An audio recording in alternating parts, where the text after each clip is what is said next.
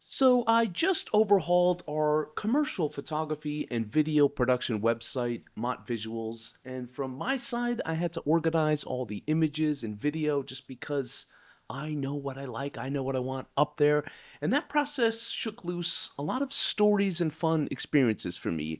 So a huge thank you to Russ and his team over at Torch for the complete site rebuild. They rock. They're awesome. I'll put a link to his company in the description box below. So the year was 2016. I was a sweaty photographer bouncing around. I still am a sweaty photographer, bouncing around Asia, mostly on assignment for the New York Times, also dabbling with other publications and photo agencies that I worked with. And after a while of doing that, I started to get these gigs from Condé Nast Traveler. Not the gritty stories from the Times. These were like luxurious locations, fancy stuff, hotels with Michelin star chefs, hotels where a sweaty photographer stood out a lot. But I kind of loved it. I loved the architecture, the decor. It was all built to be photographed. It was all a lot easier, I would say, than photographing my stuff for the Times, which was always a challenge just in access and logistics, and this wasn't. This was easy. This was under air conditioning most of the time. They were a mess with their organization, always last minute. They once sent me to shoot a spa in Singapore. They had all the contacts, they had all the connections, they set everything up, so it wasn't my fault on the research. They told me don't worry about it. I showed up in Singapore. The spa hadn't even broke ground on construction yet. So I went from that to suddenly, as I got more traction with Condé Nast, staying in places like the W Hotel in Samui, the Fullerton Hotel in Singapore. True story, my first assignment for them, I was staying at the Fullerton, Singapore, a very fancy, a very nice hotel, and I drank an ungodly number of Diet Cokes, just thinking they would be maybe double the price of what I could get in like a guest house. So maybe not $1, maybe $2. But I drank a lot every single day. I had no idea the upcharge. I had no idea they were $12. And when I got the bill, I was too embarrassed to expense my client. So I like essentially broke even for that shoot because I was paid in Diet Cokes. It was terrible. So then I got this really cool job here in Vietnam. They assigned me to cover the InterContinental Danang. I'd heard about this hotel, a Wes Anderson style resort, very whimsical, quirky in a lot of ways. And it was designed by a famous architect called Bill Bensley, who went on, I mean, he was pretty big then, but he went on to like dominate this region with his extravagantly wild themed hotels, which I actually adore shooting. So I photographed that hotel for a day. I made a great contact with the marketing team and we stayed in touch. And then later, once they saw the image was published on the cover of Condé Nast, they were very happy with that, as you can imagine. And that led to them wanting to buy the images for a lot higher of a price than I was paid for my assignment for them, way higher. And then later on, that marketing person referred me up the chain to the regional corporate sales marketing person. And then that corporate person referred me to an ad agency, or basically told the ad agency they wanted to use me for this big ad shoot they had coming up at the hotel. I was way out of my depth at the time. Like, just think about it. I'd done some commercial work, a little bit of lighting, but mainly I was a photojournalist who was shooting travel stories in a very photojournalistic type of way. And even my Condé Nast stuff, shooting luxury hotels, it was all very much editorial style, natural light, not setting things up at all for the New York Times, and then only a little bit for Condé Nast, but I wanted to stay with that authentic style that I believed in. So because I'm wired to be low self-esteem but high in irrational confidence, I took on the job, and I was confident that I could do it. I was confident I could do it differently. I was nervous, I'm not gonna lie, I was really nervous. This was my first ever big hotel shoot, and the money was big. Not as big as what the ad agency was making, and when I saw the whole budget, or I heard what the budget was, because the GM sort of slipped it out to me in a casual conversation, I just remember thinking like, damn, that is a lot of money and I'm only making a fraction of that. I was making more than I ever made before in a shoot, but wow, was it a fraction? I was like, okay, this ad agency must be amazing. So yeah, it was big money, a full lifestyle campaign, model, so it was mom and dad and 2 kids, and multiple scenes over multiple days. And my team, I had just had myself and my assistant Nop, who was not Nop spelled Ngoc, so not Nagok. Her name is Mott. She had very little experience in photography. She mainly worked as my fixer and translator, but she was a good friend. I could trust her. I trusted her work ethic. I knew that she would be great with clients. And if I didn't know what I was doing, why not bring one more person who didn't as well? The plan was we were to shoot everything with natural light, and a gold and silver reflector was really our best friend on the shoot. I mean, I had not all over that hotel bouncing and reflecting light wherever I needed it.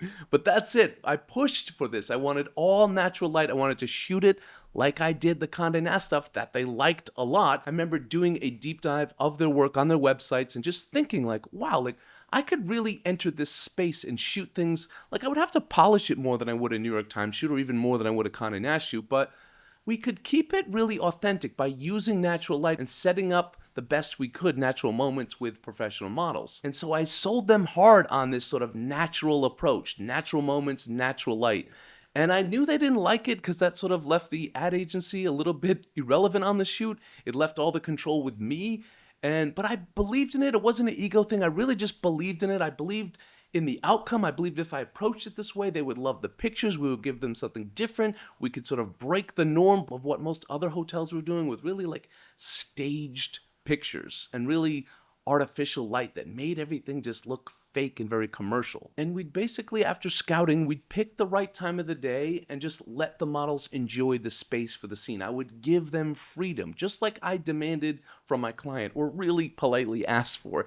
And it worked. We went to the private villa. There was a beautiful chair there. I knew the light was going to come in and make some interesting patterns on the patio at high noon. And if you can get a shot in the middle of the day, that's always good because it's hard to get shots in the middle of the day. And I knew it would create some deep shadows, but my thought process was the fun, the excitement, the scene, the patterns, the light, it would still work. And we'd get something, again, the aim here is to get something authentic and different. So I said, here's the scene. This is a setup. I would tell the ad agency, like, okay, change what you want to as far as a wardrobe, but let me sort of direct the scene. Why don't everyone pull back a little bit? And I would talk to the models and say, what do you think we would do there? And if you have good models, or if you are a good director, not just in video, but in photography as well, you give them the freedom. If they're not doing a good job within the freedom, then you direct more. You have to figure out when to have a heavy hand and when to pull back. And so these models were fantastic. They were pros, and the kids were great. So I just said, okay, here's the scene. You're a couple, you're a family hanging out here. What would you do in this space? I like this angle. Give me something to work with. And they started playing, and the dad started chasing the kids around. I just worked that scene for so long. It's not to say I'm not going to call cut and redo and check with the client, things like that, but a lot less of that. I wasn't shooting tethered. And the client trusted me, and that gave me the freedom to shoot, to move, to capture these shots, to be organic. And then even off shot list, they had these great basket boats there, and that wasn't on the list. And like, those are great. Those are so unique. Those are so local to Vietnam and even just to this region of central Vietnam. So, after scouting, I was like, hey, the light will peek through the mountains at this specific time. So let's be set up. Let's be ready to go. Let's transition from a beach scene where we got a couple nice shots there of the kids playing on the beach. And let's just get the parents in the basket boat and let's work a scene here. And we did. And it worked. It happened really fast. Again, I can't shoot tethered in a situation like that because I'm half in the water, there's waves crashing, I'm trying to get the shot. The light's only going to work for about 15 minutes, exactly how I wanted it. But again, there was the trust. The client trusted me. The client, the ad agency, they were wary. They didn't like it that they were more hands-off. But still, I believed in this process, and I remained polite the entire time. And I pleaded with them, this is the scene, this works. You guys dress it. This is what you're here for. You pick the wardrobe. Let me pick the action. Let me find the angle. And that's what I would do. I would let a scene breathe, something I don't do when I talk on YouTube. I know I talk fast. I should breathe more. But that's what I was asking from them, is give me time to make this work. And then I just took that same approach to all the other scenes on the shot list. There was a lantern making activity. There was a spa treatment. The spa was a big part of the shoot because this was a world-class spa. So the model's actually like this. I was like, just experience the spa. I talked to the staff. What's the process like? I talked to the models. How would you normally relax in this space? And then just let them be. And same with the lantern activity. Talk to the lantern maker. Is that what you call the person? What's this activity normally like? Where do people sit? Like, try to get as much authenticity as I can out of it as possible. Of course, we'll shift some things. We'll move some things. Talk to the ad agency. Talk to the client about the wardrobe. But then just like, once it's set, once it's good, why should we stop and keep interrupting and messing up the flow? Let me work the space. Let the models work the space. Let us do what we do best. And I would work it. And I don't find shots like this, like framing the kids through the lantern here, getting the family walking away afterward with the lanterns in their hand. These little moments, these little sequences, building a story.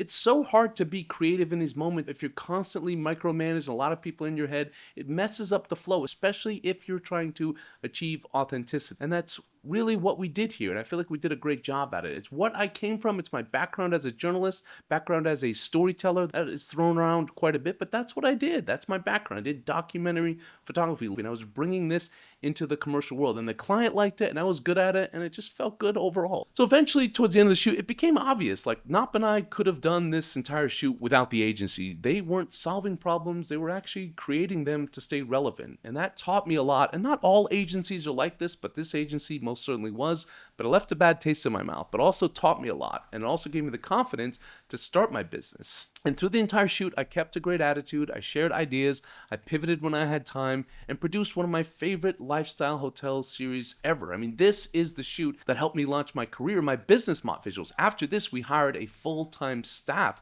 of producers, retouchers, and a whole production team. And I remember a few weeks later, that same client asked us if we could do a video for them, same clients, same model, same location, and can I handle it? And I just said, absolutely.